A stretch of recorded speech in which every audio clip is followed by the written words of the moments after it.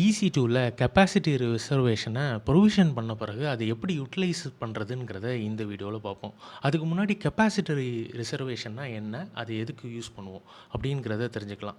Capacity ரிசர்வேஷன்னா பேசிக்கா என்னன்னா, ஒரு அவைலபிலிட்டி ஜோன்ல இவ்வளோ கம்ப்யூட் கெப்பாசிட்டி வேணும் அப்படிங்கிறத முன்னாடியே ரிசர்வ் பண்ணிக்கிறது. இப்போ ஒரு லார்ஜ் ஆர்கனைசேஷன்ல ஒரு ஃபெஸ்டிவல் சீசன் வருதுன்னா, அவங்களுக்கு வந்து நிறைய இன்ஸ்டன்ஸ் தேவைப்படும். அந்த எவ்வளோ கெப்பாசிட்டி அவங்க எக்ஸ்பெக்ட் பண்ணுறாங்களோ, அதை வந்து ரிசர்வ் பண்ணிக்கலாம். ஸோ இதை ரிசர்வ் பண்ண கெப்பாசிட்டியை எப்படி நம்ம ப்ரொவிஷன் பண்ணுறது? ஸோ என்ன பண்ணுவோம்னா, நம்ம ஆட்டோ ஸ்கேலிங் குரூப்ஸில் இந்த 4வது ஸ்டெப்பில் இதை பார்க்கலாம். ஸோ பேசிக்காக இதை வந்து நீங்கள் அதில் கீழே வந்தீங்கன்னா அடிஷ்னல் கெப்பாசிட்டி செட்டிங்ஸ்ன்னு இருக்கும். அதில் இந்த செட்டிங் தான் அது எக்ஸாக்ட் செட்டிங். ஸோ இந்த செட்டிங்கை யூஸ் பண்ணும்போது நீங்கள் ரிசர்வ் பண்ண கெப்பாசிட்டிலேருந்து வந்து யூட்டிலைஸ் பண்ணிக்கலாம். இதை வந்து இந்த ட்ராப் டவுனில் நீங்கள் ஏற்கனவே ரிசர்வ் பண்ணியிருந்தீங்கன்னா அது காமிக்கும். ஸோ அதை சூஸ் பண்ணிங்கன்னா நீங்கள் ரிசர்வ் பண்ண கெப்பாசிட்டிலேருந்து அது யூட்டிலைஸ் பண்ணிக்கும்.